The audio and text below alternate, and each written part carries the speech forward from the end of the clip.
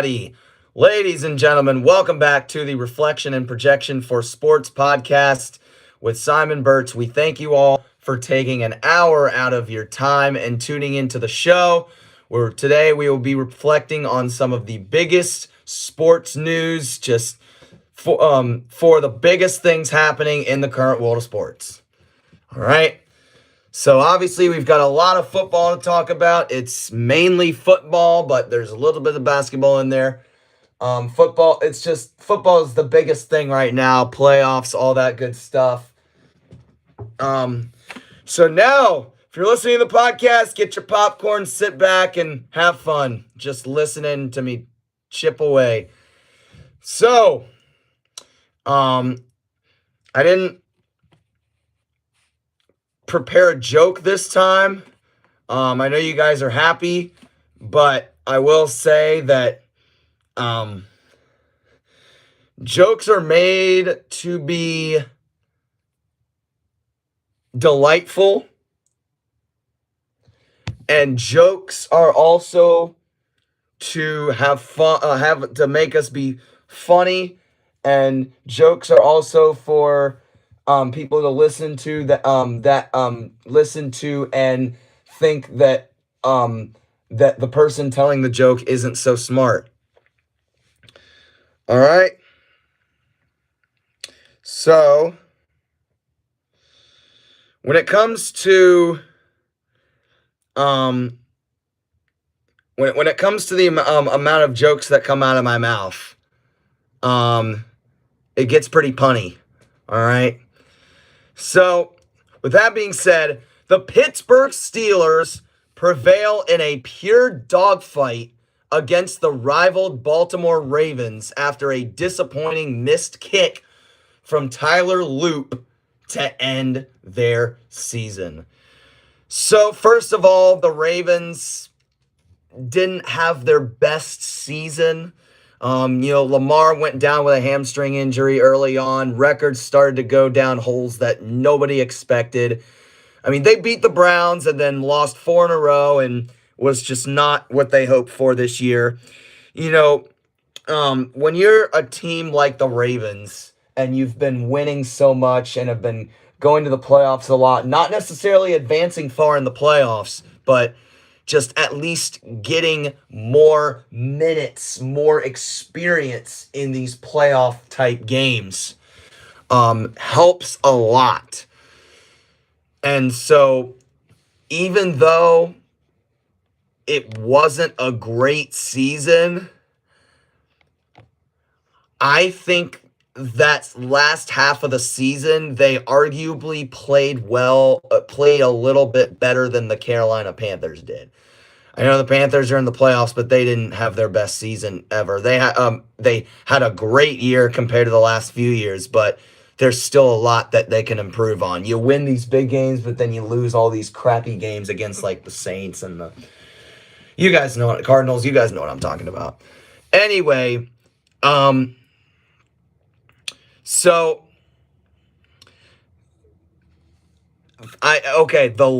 these next few minutes here are obviously going to get a lot more serious. Obviously, as we all know, and as millions of people know right now, Tyler Loop missed a 44 or whatever, it was 40-something yard attempt to win the game. It went wide right, and the fans just went berserk, and the Steelers are on to the postseason. But the main reason why I am talking about this topic is because the Raven fans need to quit harassing this 24-year-old kid. Online everywhere, people have been posting death threats, divorce threats, everything. It has to stop. You guys can get mad at me all you want for saying things like, Raven fans, stop harassing this kid. But I mean it. He's a rookie and he's 24 years old. Cut it out. He's just a player at the end of the day that's just trying to get better and is just trying to learn from rookie mistakes. It's not that hard. All you have to do is set your phone down. All you have to do is read it, read everything that's been going on. There's no need to put your fingers to the phone and type up mean things about the kid. There's no need to do that. And it just really makes me angry that people are doing this. Okay, let me give you an example here. Let me tell you guys.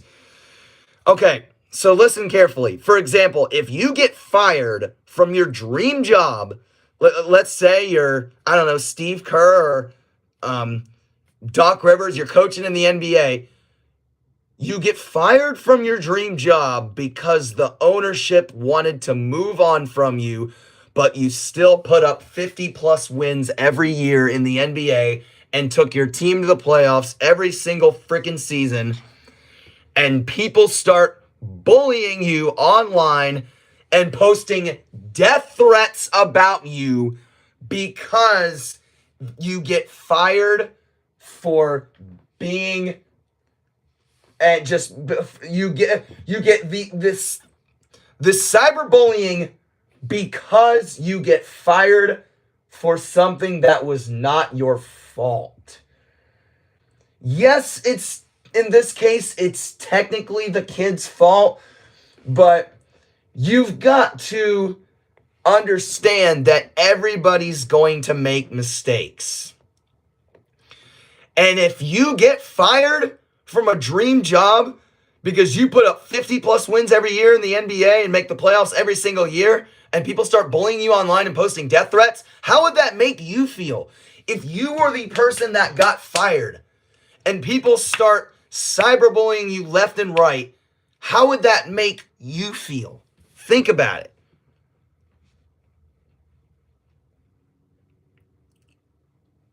You've got to really put your critical thinking to the test.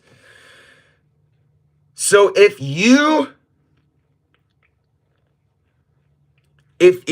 go in and look, think about what Tyler Loop is feeling right now. If you crazy Raven fans know just how much that do you want to feel like him right now? Do you want people posting death threats about you online? If you don't want people doing that to you, well then why do you want to harass this kicker? Why? I don't understand why you want to do this. Now let's talk about the Steeler fans real quick. They're donating to the John S. Mulholland Family Foundation, which is Tyler's favorite charity. And think about this. It's usually the rival fans just ripping on you and your own fans helping you out. Ironically enough, it's the other way around. The Steeler fans, the rivals of the Baltimore Ravens, these fans are helping this kid out after everything he's been going through this week. It's like, yes, it's like, oh, they're going to donate to this charity, but then your own fans are just absolutely giving you crap. It's totally, in every facet possible, unacceptable. Period. It's just unacceptable. And now the final part about the Ravens segment here. So my thoughts on the firing of Coach Harbaugh and the Ravens parting ways. Okay. I have mixed emotions about it. He's a Super Bowl champion. And he's been there 18 seasons. Give Harbaugh credit. Give John Harbaugh credit. Not a lot of coaches in any sports job stay for 18 seasons. Are you kidding me? And so you have to you got to look at both sides of this.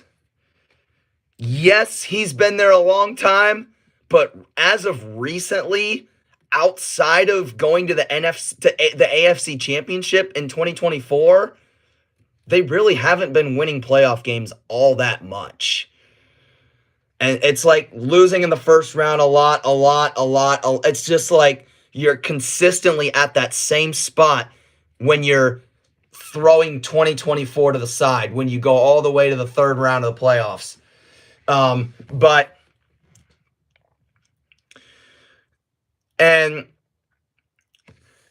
it's just it's sad that Harbaugh is leaving. You know he wants to be there as long as he can be there, but now you've got firings like Mike McDaniel and Raheem Morris and Kevin Stefanski, where now you've got openings. And believe it or not, I'm kind of shocked that he doesn't have a job as of 12 p.m. this Friday morning. All right. It's like, oh, I read the message that he's fired. It's like, okay, I'm pretty sure he's going to have a job within 24 hours. He still doesn't have one. And it's kind of ironic because of what just not only the Super Bowl championships, but what he's done for the organization. So you've got to you've got to just consider that Baltimore's had a rough season, and you have to consider that not only that, but Lamar's going to do anything he can. It was just a tough loss. And props to Derrick Henry for really sticking up for the kid. Props to the Steeler fans for donating and helping him out. That's what good fans do. And also props to the kid for deleting the social media stuff that he did. I mean, that's you when you start seeing those hate comments, it's just like you got to brush them out of the way and just not think about him, because the more you look at him and the more you think about these hate comments, the more you're going to drive yourself crazy. I know, it's a deep, dark story. So, the Wizards acquired Trae Young for CJ McCollum and Corey Kispert. Yeah, we're going to the next topic now. Even a week ago from today, I had zero expectation that this was going to happen. 7 days ago. So Trae so overall, when I'm reflecting on Trae Young, a player like him, the last 7 seasons that like, if you're not counting this year, the last 7 seasons in Atlanta, he's been a key player for them. But then in 25-26, you look at, first of all, you look at the 7 years that are not this year, his passing, his scoring, his shooting, but 25-26 has been very abnormal for him. And not only that, but you go into the season, like think about August or September, you go into the season with Trae Young, Dyson Daniels, Zachary Richichet, Jalen Johnson, Okongwu, KP, DeAndre Hunter. You're probably thinking, we should be a powerhouse this year. We should be a powerhouse with all those guys. Well, yeah, KP's hurt, but they've got other guys on the with other role players that can really step up and help out. But instead, they are 18-21 and 9th in the East because they are so inconsistent in their defensive play. You can't forget about inconsistent shooting. You can't forget about their inconsistency when it comes to shooting either. Trae Young's in that conversation too. It just Trey is honestly, I really think he's having one of his worst offensive seasons ever. I mean, you look at look at college and the NBA. He's any of these seasons that he's played. Um, he's he's really having one of the worst offensive years he's had ever. So another interesting thought was just I'm reading the update and it's like, why does he want to go to the Wizards? It's like, yeah, I look at him like, wow. And then I look up, it's just like, why did he want to go there? Well, he wanted to be a star somewhere, right? He kind of wants to start over after the rough year he's having, just regroup, replenish, and he wants a team that can really trust him to be a solid leader and develop amongst a bunch of young players. So here's my problem with that. Yes, his contract is ending here very soon, but you want to go to a better team. If I were him, I would go to a contending team who needs a pure playmaker. All right? I don't know. Join a team that is having trouble with their shooting this year. Talk about Wemby and talk about maybe join Wemby in the Spurs, or talk about joining Donovan Mitchell and Spida in Cleveland. I mean, Donovan Mitchell's not having his greatest season, but I think that I think that Wemby, as great of a player as he is, he could definitely use some more shooting, some more playmaking. Or he could go to Cleveland, who's not quite there yet, but is just in need of pure playmaking and can start really winning and going to the playoffs. Because look at this. I mean, think about it. Trae Young's 4-time All-Star. You got to go to a contending team. It's kind of how that goes. It's like, think about the market. Like if you're Jimmy Butler and you're just good all the time, if you're Trae Young or just usually a good solid player, or just anybody like Chet Holmgren on the rise, just think about it. Look at the market. Do you really want to go to a place like the Wizards? Yes, their record in their last 12 games is better than OKC's, but do you really want to go to the Wizards? Like, do you really think they're going to make the playoffs? Yes, they're winning some games. Yes, they beat Orlando and all that. But I just don't think the Wizards is where you need to go. Yes, I know I said that the contract is almost up, but you want to get as many reps as you can with contending teams. Because when you look at the difference between a contending team and a rebuilding team, you've got a pretty solid difference there. They're focusing on different things. They may or may not be more on individual development as opposed to full team play. But I mean, yeah, he's 4-time All-Star, man. Got to go to a contending team. You really do. So what? Now I'm actually very excited that he's in DC, even though he's not having a great season. Look at me here. I'm a Wizards fan. I'll take anybody good at this point. We by far have the worst record in the NBA, despite winning a few games. I want to see. Yes, Trae Young is here, but if more good players are gonna come to DC, you need guys like Koulibaly, and you need guys like George. You need them to develop and get better. The like Trey Johnson, like you need these, like you need these young players to get better. You need to draft well before you can spark incentive around the league for guys to come to your team and know and have faith that the team's going to win a ring. That's a very deep conversation.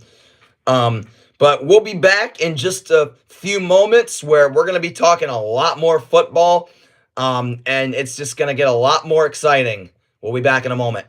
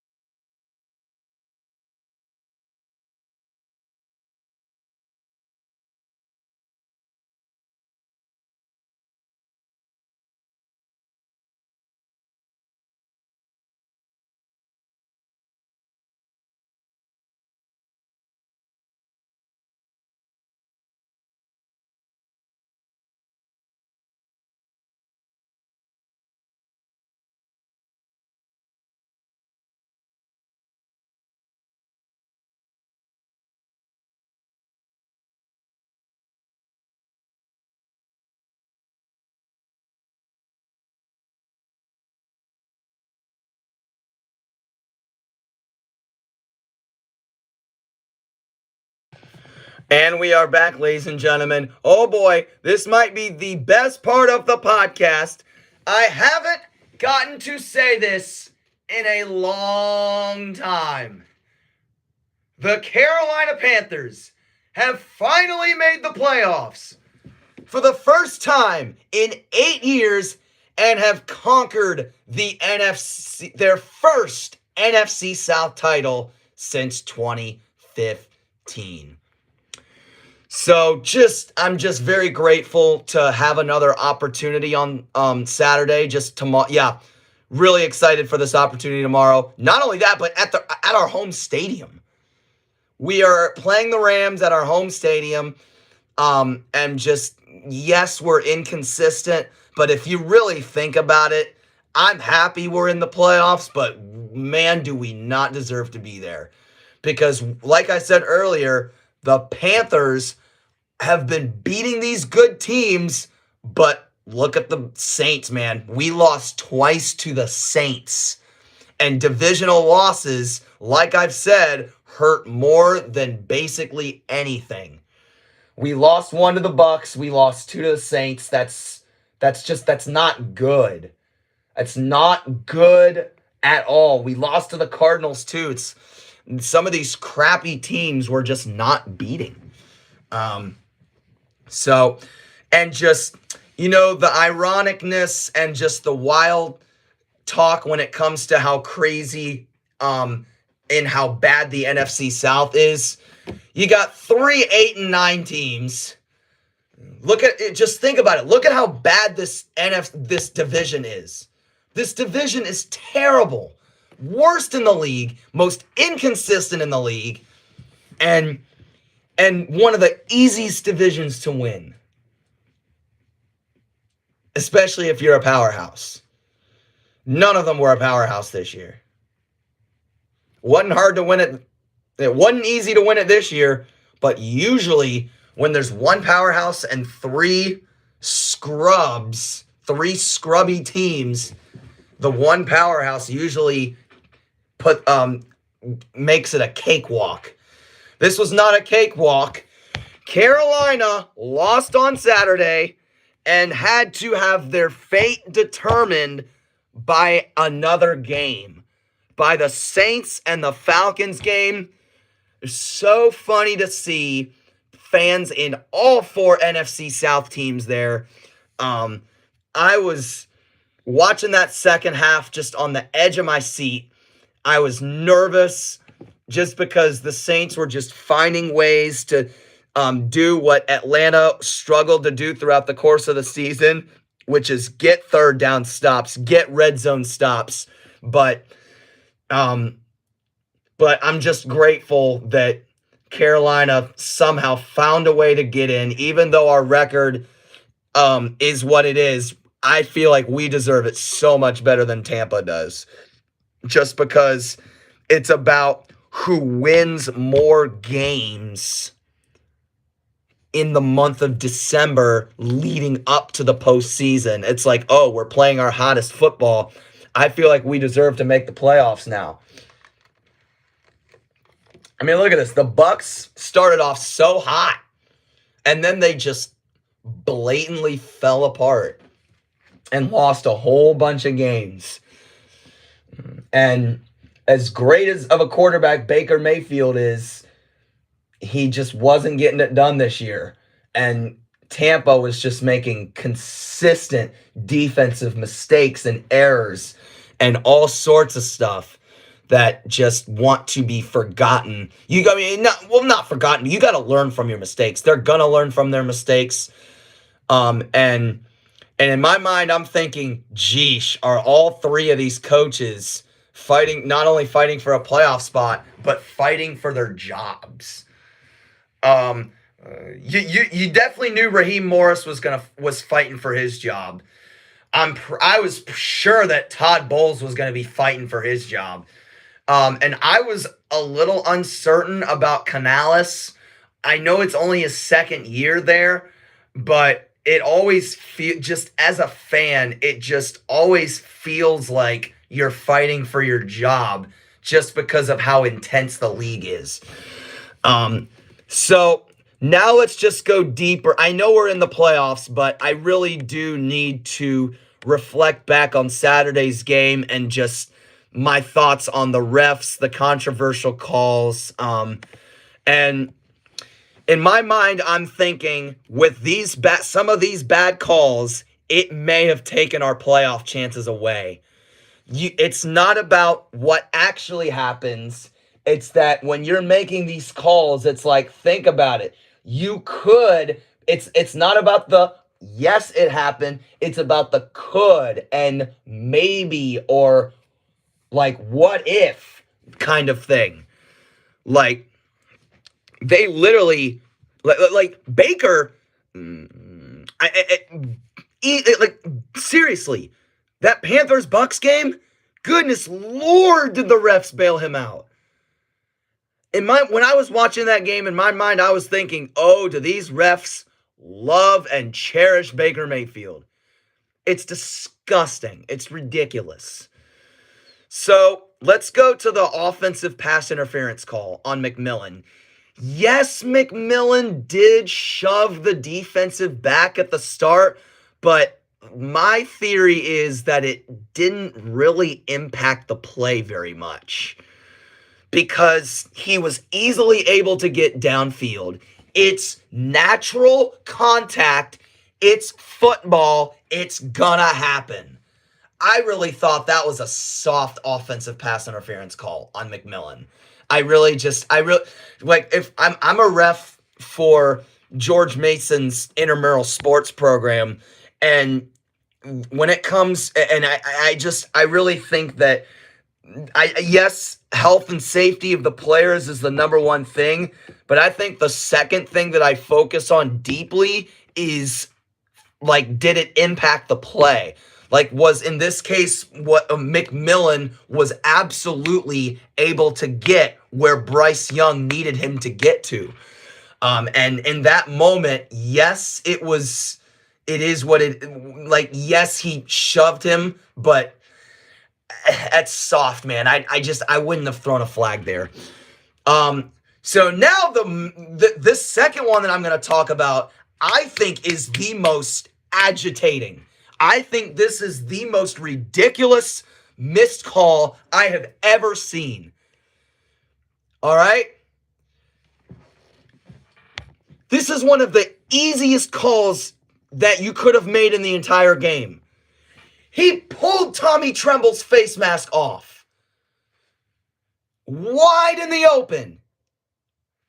Come on, refs. You know that that's a 15-yard penalty. You should have given us the first down. Like, what are we doing? You've got a 7-man crew.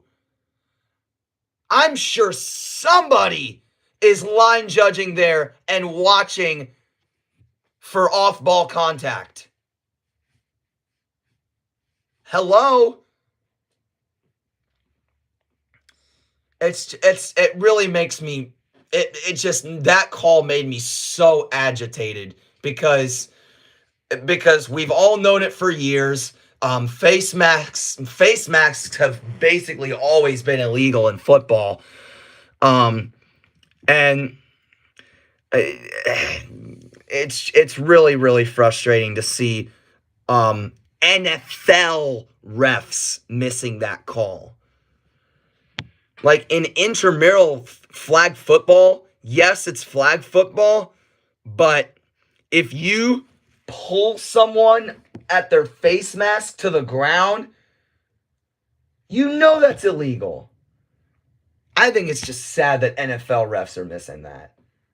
It's the highest level of football. All right? And now it makes me so irritated that you miss a call like that. It's just, that can't happen. You can't beat yourself up about it, though. You can't beat yourself up about every bad call you make. But you've got to really think again and know that you missed that call. Shame on you. And then, so now let's go into the one that you guys have probably been wanting me to talk about, is the wild inadvertent whistle with Rico Dowdle. This play did not happen within the last 2 minutes of a half or the game. There was 11:40 left in the third quarter. A player can throw, listen here, this is the rule. A player legally can throw it out, I'm stuttering. A player can throw it backwards out of bounds to stop the clock at any time before the final 2 minutes of the first half and the game. Not in the final 2 minutes of the second or fourth quarter, but any other point in the game, it is legal to throw it backwards out of bounds to stop the clock. So if you picture, for those of you who did watch the Panthers-Bucks game, if you can picture that moment with Rico Dowdle catching it, dropping it, and they call it out of bounds, think about it. For those of you who did watch, where was that ball dropped? Was that really out of bounds? It was much closer to the midfield than out of bounds. Yes, it's raining hard, but yes, the rain was absolutely coming down and shattering the love on everybody. But goodness Lord, refs, Use your eyes. You're grown people and you're professionals. You know better. Do you really love Baker that much? All right. And then the last one was this ugly Cade Otton moment. He trips over himself, and Nick Scott gets assessed a defensive pass interference? Huh? Think about it. Do you think it's necessary to assess the player who did? If you have a player who trips over himself and another player chasing you, is it really right that the player just chasing you should get the pass interference call? That was one of the worst calls in the game. Like, they tripped. It's nobody's fault. But Nick Scott did not trip him up. And you still threw a flag for it. That's just pathetic. All right? You know, I'm really, I know, guys, I'm really sorry about, so sorry about me getting so agitated there. If I am seriously doing too much, I seriously apologize. I know that some people get tired of people that are just yelling and doing all that, but if you guys seriously are getting tired of it, please chat at me. I know that I know that people can get tired of it once in a while, but it is what it is. It does make for the fun, but if I really do need to calm down, then absolutely, I understand. So, okay, so now let's go deeper into the Rams-Panthers game. Yes, we've beaten them once, but however, it will be hard to imagine just how hungry they will be to want to beat Carolina on Saturday. Let's go back to that Thanksgiving game. Stafford had thrown half of the picks he had thrown all season in that game alone. Bryce Young looked the most poised and confident I have ever seen him. And we won that game without 3 key defenders.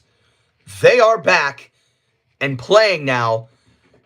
And I want to see this Panthers defense smother the living crap out of Matthew Stafford.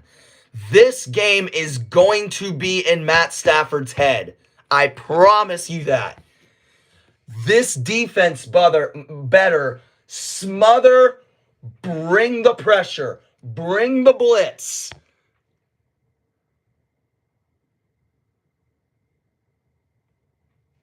And any way that you can get in Matthew Stafford's head, you've got to bring that confidence and fight as hard as you can. Because, yes, it was a great game of football, but you know a team like the Rams is going to highly regret losing that game to Carolina. So now let's go to, and with that being said, we're going to finish this off. The NFL playoff slate is here in round 1. We've got some matchups to talk about and predictions to make, ladies and gentlemen. So obviously, let's keep going with the Panthers-Rams game. And like I said, this is a game that will absolutely be in the Rams' head. Their defense, the Rams' defense has been good, but not playing quite at the level they want for the full 60 minutes of a game. Carolina not only doesn't deserve to be in the playoffs, but they also have no playoff experience with the roster they have.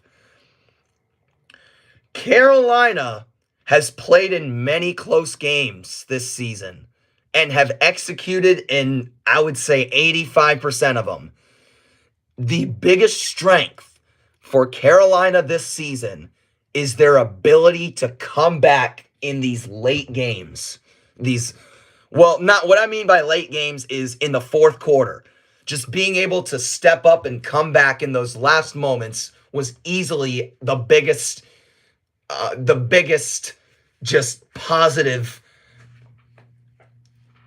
just the biggest positive point that I can make about my Panthers.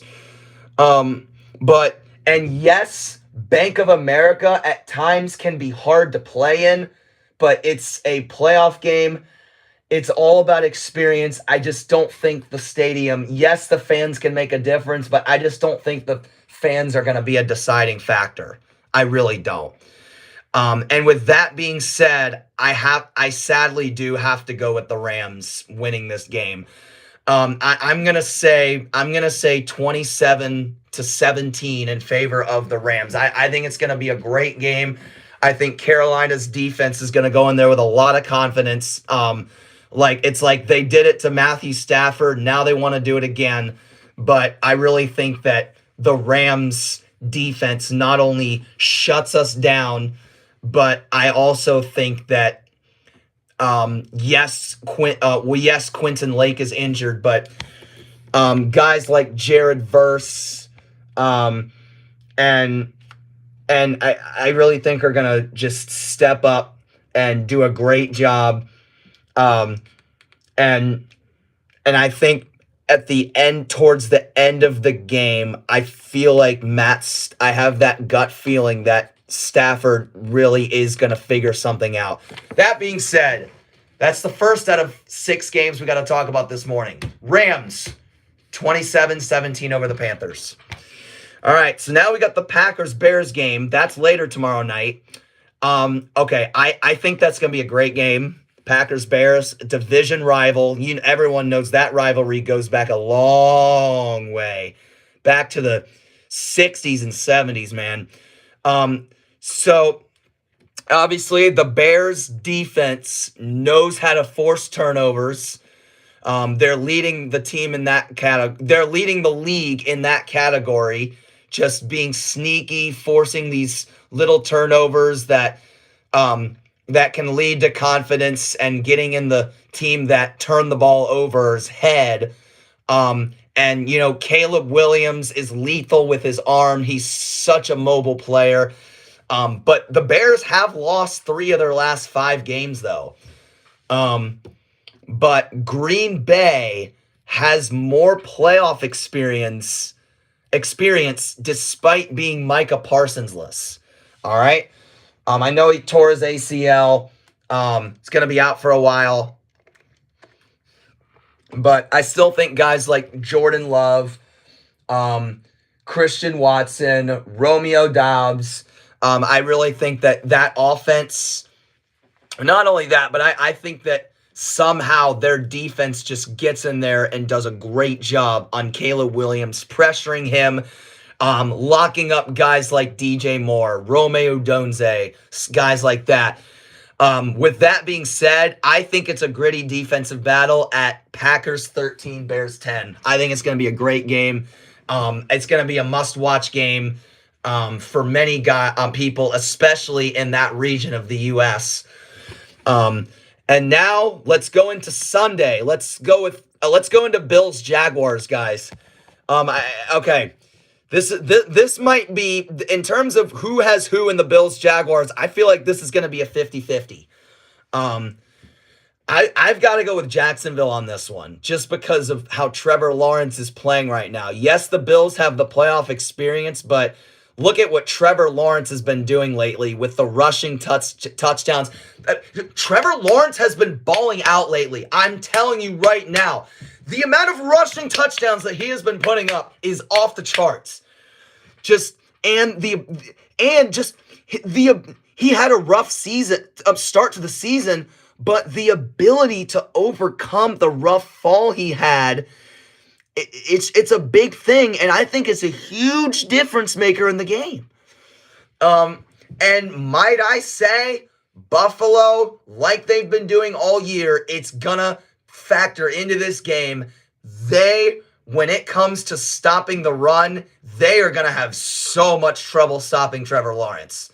The Bills have one of the worst run defenses in the league. And when you talk about guys like Travis Etienne, Bashal Tutin, Brian Thomas, Jacoby Myers, those two receivers going for jet sweeps, all that stuff. Even though James Cook is a threat at running back and has more playoff experience, you have to help Cook out by stopping the opposing run game, and the winning team is usually who runs the ball more effectively, and I think Jacksonville will run it more effectively because of the Bills' struggles to stop the run. I think this is much more of an offensive battle, and I think Jacksonville takes this 38-24 over the Buffalo Bills. I know some of y'all are going to be chatting at me like, whoa, Josh Allen is consistently in the MVP conversation, and has a lot more playoff experience. But I really think with the way the Jags are playing, and especially with Trevor Lawrence, I was talking about it earlier this season on my podcast, but he wasn't getting the job done in its year 5. But look at this now. He was probably on the urge of getting traded somewhere. And look at this. Trevor Lawrence has figured it out now, man. He really has. Bottom line, 38-24 Jags. That's going to be a great game to watch on Sunday. And Dave, if you're watching this, Duval. Okay, all right. Beautiful. I absolutely want to root for the Jaguars in this one. I really do think they're going to win as well. All right, let's go to the 49ers-Eagles game. All right, this could be 50-50, but I'm going to go with Philly on this one. Not only because they are the defending Super Bowl champions, and not only do they have the playoff experience, but they are facing a solid team that could be so much better, but they aren't because of injuries. I mean, you got Saquon and C-Mac in there. I really think both run games are going to go berserk. You got two of the best running backs in football. But I really do think the defense for the Eagles just gets in there and gets it done. Even though the Eagles had some rough games this year on both sides of the ball, I really think Philly's defense they know it's a big game. I just think they're going to lock in and really get the job done on Shanahan and the 49ers and Brock Purdy. But I still think it's going to be a great game. I'm going to say 23-16 Eagles. And don't worry, I'm going to watch this podcast again. When the first round is over, I'm going to look back and see if I got my predictions right. I'm 100% confident that not all of them are going to be correct, but when it comes to analyzing what's been going on, you can only predict what you think is going to happen because nobody knows what's actually going to happen. All right, now we go up to Foxborough in Massachusetts with the Chargers Patriots. I'm going to go with the Patriots on this one. I know they don't have as much playoff experience as the Chargers do right now. It's just right now, Drake May is an MVP candidate. He's top 5 in several quarterback categories such as passing yards, touchdowns, has the best QB rating in the league. I mean, Herbert's a great quarterback, great player, knows how to get passing yards efficiently, effectively, and just has so much poise on the ball. But the team whose quarterback is playing better going into the playoffs typically comes out on top. I see this as more of an offensive battle. I see a 30 to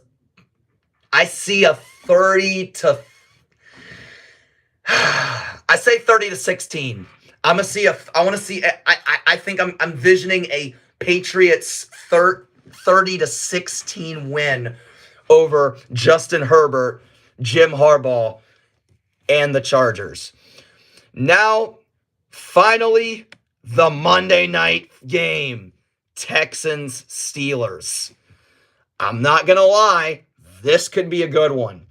It's Monday Night Football. Two really solid defenses going at it.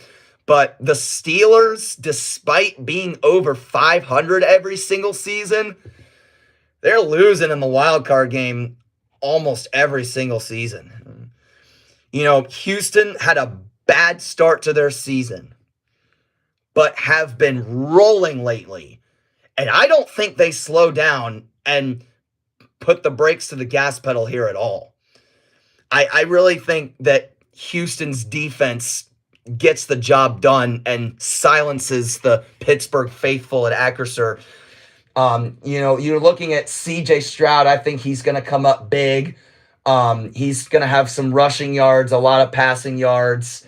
But overall, I think that Houston defense is going to really get the job done, despite Pittsburgh having a great defense. And so many veterans on that Steeler team. But I think Houston takes this one. This is absolutely going to be a defensive battle. I say Houston comes out on top 17-14. I think I know that it's at Pittsburgh and the Steel and Acrisure. That's a really, really hard place to play. But Houston has a little bit more playoff experience. CJ Stroud, as a rookie, took his team all the way to the second round.